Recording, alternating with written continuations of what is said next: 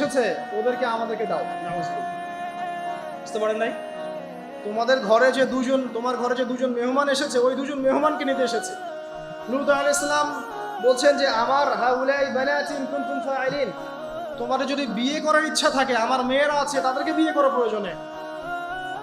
একজন নবী তার মেয়েকে বিয়ে দিতে যাচ্ছেন, একজন নবী তার মেয়েকে বিয়ে দিতে যাচ্ছেন, তাও তোমরা এই পথে যেও না।